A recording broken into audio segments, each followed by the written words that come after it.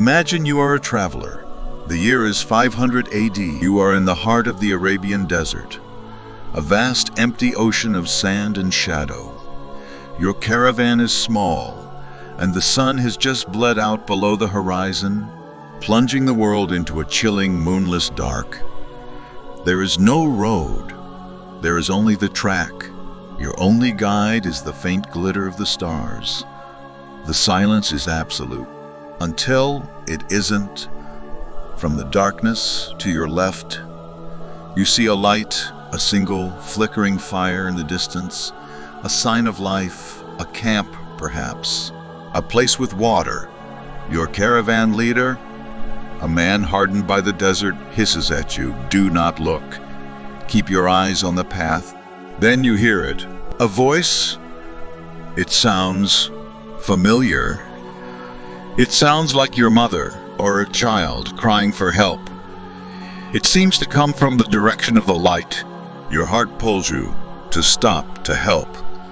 But the guy draws his blade. "It is a trick," he whispers, his voice trembling. "It is the Ghoul of the desert." In the age of ignorance, before the coming of the prophet, this was the ultimate terror. It was the monster in the dark. The Arabs believed in them with an absolute chilling certainty. They were not just Jinn. They were something far worse. They were demons of the wasteland, shapeshifters, who took on forms to lure you to your doom. They would appear as a beautiful woman stranded by the roadside begging for help. When you approached, she would reveal her true form and tear you apart.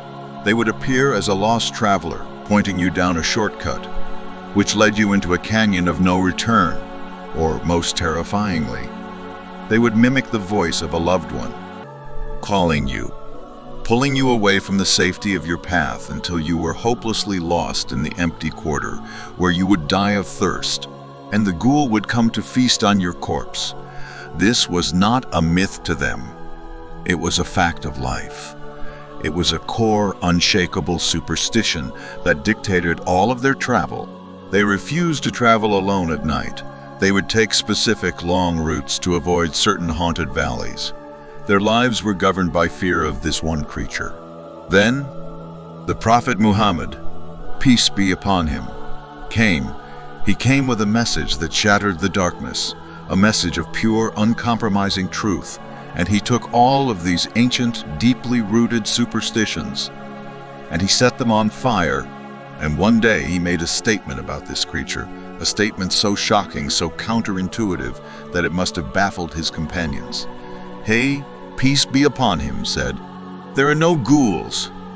Imagine hearing that. The monster that has haunted your people for 1,000 years, the creature your grandfather swore he saw, does not exist. Was the prophet saying all those travelers were liars? Was he saying the desert was safe? No. He was revealing a truth far more subtle and far more powerful. This is the shocking part. The prophet's statement was not a dismissal of the experience. It was a redefinition of the enemy when he said, "There are no ghouls." The scholars of Islam explained that he meant, ghouls do not exist in the way you think they do.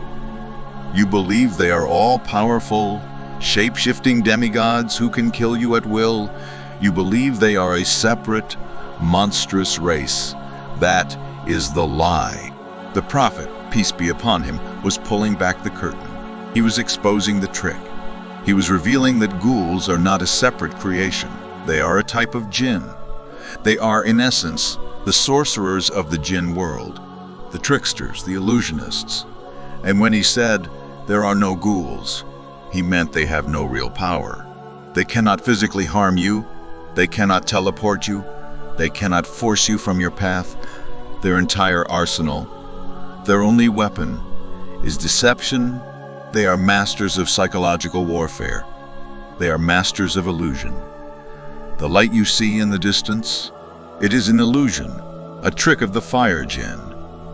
The voice you hear, it is mimicry, a whisper on the wind designed to play on your hope and your fear. The beautiful woman on the roadside, it is a glamour, a projected image designed to lure your heart. Their one and only mission is to misguide you. Their goal is to get you to take that one step, to voluntarily, with your own 2 feet, walk off the safe path, because the moment you are lost, the moment you are alone in the deep desert, their work is done. They don't need to kill you. The desert will do it for them. The thirst, the exposure, the heat, that is what kills you. The ghoul was just the salesman who sold you on the wrong turn. This is a terrifyingly perfect metaphor for the entire strategy of Shaitan. Shaitan and his armies of Jinn do not have the power to drag you to hell. They cannot force you to sin. All they can do is make the path to sin look beautiful. They are the ultimate illusionists. They project the illusion of wealth and tell you to take the forbidden shortcut of theft or interest. They project the illusion of love and tell you to take the forbidden path of a relationship outside of marriage. They project the illusion of happiness and tell you to follow the sound of harem music and worldly distractions.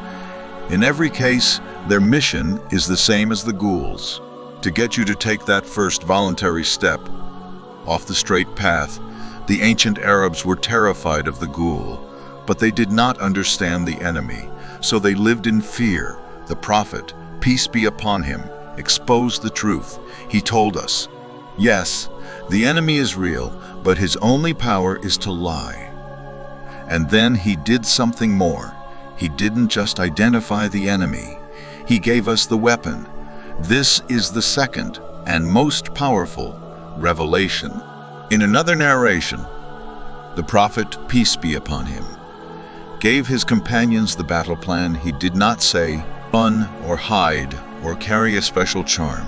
He said, if the ghouls appear to you, then immediately call the call to prayer, the adhan. This is the shocking truth. This is the hidden key. Why the call to prayer? Why those specific words? Because the Prophet, peace be upon him, taught us in another narration. When Shaitan hears the call to prayer, he turns and flees so that he cannot hear the voice of the one calling. The adhan is not just a call for humans to come to the mosque. It is a declaration of war. It is a spiritual bomb that shatters the unseen world. The ghoul's entire existence is built on 2 things: illusion and fear. He creates an illusion, and he needs you to be afraid of it or attracted to it for it to work. What does the adhan do? It begins with the loudest, most definitive statement of truth in existence. Allahu Akbar, God is greater. It is a shout in the darkness that says, you, this illusion, you are not great. This fear I feel is not great. My Lord is greater. Allahu Akbar, God is greater than this illusion. Allahu Akbar, God is greater than this fear. Then the declaration of oneness. I bear witness that there is no God but Allah. You are shattering the entire foundation of the jinn's world. You are declaring that this illusion, this creature, has no power. All power belongs to the One. Imagine the traveler in the desert. He is alone. He is terrified. The illusion of the beautiful woman is in front of him, beckoning him. He hears the voice of his child, crying from the shadows. His heart is breaking, but he is a believer. He remembers the words of the Prophet. He takes a deep breath. He stands his ground. He fills his lungs and he shouts, Allahu Akbar. What happens in that moment? The Prophet tells us the devil flees. The illusion shatters. The light in the distance winks out of existence. The voice on the wind is silenced. The beautiful woman flickers and is gone. The traveler is left alone again, in the darkness, his heart pounding. But he is no longer afraid. He is in control. He is safe, and he is on the path. He has used the power of truth to destroy the illusion. This revelation from the Prophet, peace be upon him, was not just a survival tip for desert travelers. It was a profound spiritual lesson for every single one of us until the end of time. We are all traveling. Our life is the desert. The straight path is our guide, and the ghouls, they are everywhere. They are no longer just in the desert sands. They are in our pockets, they are in our screens. The ghoul of the 21st century is the social media feed that projects the illusion of a perfect, happy life, to make you feel jealous and ungrateful for your own. The ghoul is the advertisement that creates a burning desire for something you do not need, luring you off the path of contentment and onto the path of greed. The ghoul is the harem relationship, which projects the illusion of love and connection, but is, in reality, a trap to lead you into sin and heartbreak. These modern ghouls are the same as the old ones. They are masters of illusion, and their only goal is to get you to take that one step off the path. So what is our defense? It is the same. It is the call to prayer when you are scrolling, and that sickness of envy enters your heart. Your call to prayer is to put the phone down and say, God is greater than this illusion of happiness. When you are tempted by that forbidden desire, your call to prayer is to say, I seek refuge in Allah from the cursed shaitan. God is greater than this illusion of pleasure. When you feel hopeless, lost, and alone, your call to prayer is to go and make your ablution and stand on the prayer mat to declare in your own room, Allahu Akbar. The Prophet, peace be upon him, revealed the shocking truth of the ghoul. He exposed him. He told us he is just a jinn. He is just a trickster. He is just an illusionist. He stripped the monster of his power, and he placed that power in our hands. The truth is, the darkness is real. The illusions are real, but they are also fragile, and they can all be shattered by one simple, powerful, and eternal declaration. God is greater.